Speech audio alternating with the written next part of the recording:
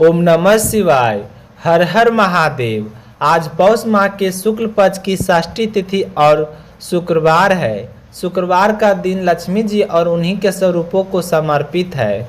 इस दिन माता लक्ष्मी के साथ साथ उन्हीं के स्वरूप माँ वैभव लक्ष्मी और संतोषी माता के व्रत किए जाते हैं, जो कि हमारी समस्त मनोकामनाओं को पूर्ण करने वाले हैं। लेकिन इस महीने में वही व्रत और पूजा पाठ किए जाते हैं जो हम पहले से कर रहे हैं, क्योंकि हर मास होने के कारण इस महीने में हम नई पूजा पाठ की शुरुआत नहीं कर सकते। इसी छोटी सी जानकारी के साथ शुभारंभ करते हैं आज की कथा। बोलिए गणेश जी महाराज की जय हो। एक छोटे से गांव नागधारा में शिवदत्त नाम का एक ब्राह्मण रहते थे। वे अत्यंत शांत, सरल और वेद पुराणों की विशारद थे। उनका दृढ़ विश्वास था कि परम ब्रह्म एक ही है और वह मेरे आराध्य श्री गणेश जी जैसा ही दिखते हैं। तो शिवदत्त प्रतिदिन प्रातःकाल नदी किनारे बैठकर गणेश जी का ध्यान करते। उनके मन में एक ही कामना रहती कि परम ब्रह्म के साक्षात दर्शन। एक दिन वे नारद पुराण के अध्ययन कर रहे थे, तो उसमें लिखा था, नीलकुट पर्वत पर परम ब्रह्म स्वयं स्वरूप में विराजते हैं और उनके दर्शन से जीव तत्काल मोक्ष को प्राप्त होता है। वह भक्त फिर जन्म मरण के चक्र में नहीं लौटता। यह पढ़ते ही शिवदत्त का हृदय उत्साह से कांप उठा। उसने सोचा, यदि सच में वहाँ परम ब्रह्म है तो मुझे भी वहाँ जाकर उनके दर्शन करने चाहिए। और वे उसी क्षण यात्रा पर निकल पड़े। रास्ते में जो मिलता, भिक्षा में रोटी दाल या सिर्फ जल, उसी से पेट भरते। कभी कुछ नहीं मिलता तो सूखे पत्ते चबाकर और नदी का जल पीकर ही आगे बढ़ जाते। तो कई दिनों की कठिन यात्रा के बाद वे नीलकुल पर्वत के प्रवेश द्वार आत्मद्वार पर पहुँचे। कहते हैं कि जो आत्मद्वार पार कर ले उसे यमराज कभी छू तक नहीं सकते। तो शिवदत्त वहीं थोड़ा आराम करने बैठे थे कि उन्हें कुछ लोग पर्वत से उतरते दिखाई दिए। सबके चेहरे पर दिव्य चमक थी, हाथों में प्रसाद और होठों पर संतोष की मुस्कान। शिवदत्त ने उनसे पूछा कि आप लोग कहाँ से आ रहे हैं? तो वे बोले, हम तो परम ब्रह्म के दर्शन कर 5 दिन से ऊपर ही रुके हुए थे, अब घर लौट रहे हैं। तो उनके दर्शन बहुत अद्भुत थे।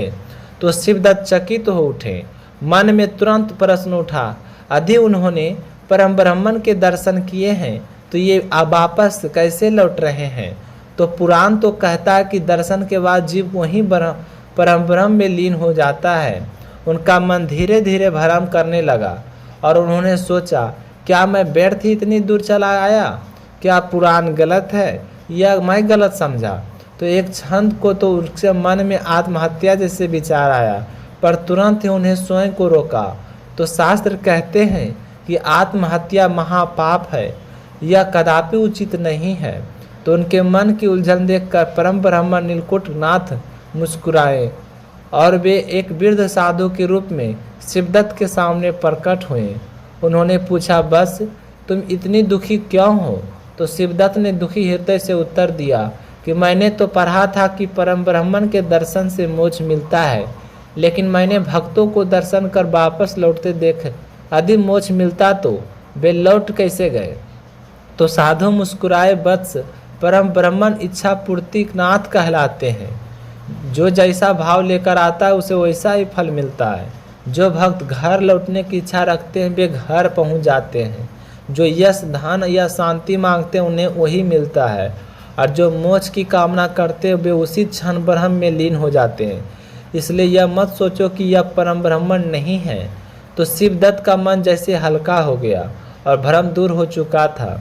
तो अगले दिन शिवदत्त नीलकुट पर्वत की चोट पर स्थिर परम ब्रह्मन मंदिर पहुँचे।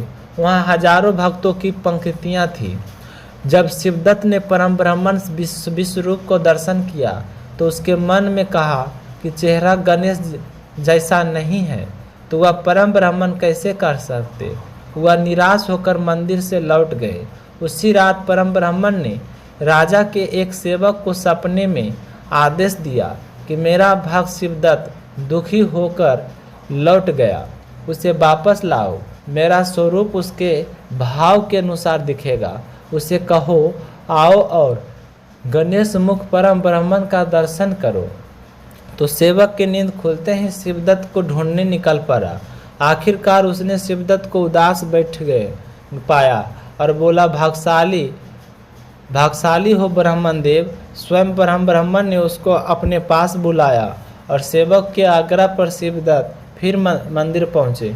और जैसे उन्होंने परम ब्राह्मण के विग्रह को देखा कि अरे, आज परम ब्राह्मण के चेहरे पर बड़ी सुंदर सूट थी, तो दोनों और मनमोहर दंत वह पूर्ण रूप से गणेश स्वरूप में थे। तो शिवदत्त भाव विभोर हो गए और उनकी आंखों में आंसू झरने लगे। वे जमीन पर गिर पड़े और बोले, हे परम ब्राह्मण, हे मेरे गणेश, अब जीवन पूर्ण हो गया है। दर्शन करते करते वे समाधि में चले गए और देखते ही देखते उनकी आत्मा एक तेजस्वी प्रकाश बनकर परम ब्राह्मण में प्रकाश में विलीन हो गई। तो हजारों भक्त इस चमत्कार के प्रत्यक्ष साक्षी बने। कहते हैं कि उस दिन के बाद से ही नीलकुट पर्वत पर स्नान पूर्णिमा के दिन परम ब्राह्मण को गजानन स्वरूप में पाया जाता है। उसी स्मृति कि श्री गणेश के परम शिव भक्त यही ब्रह्मलीन में हुए। तो एक परम भक्ति की सच्ची कहानी भक्ति और परम ब्राह्मण की कृपा की कहानी थी।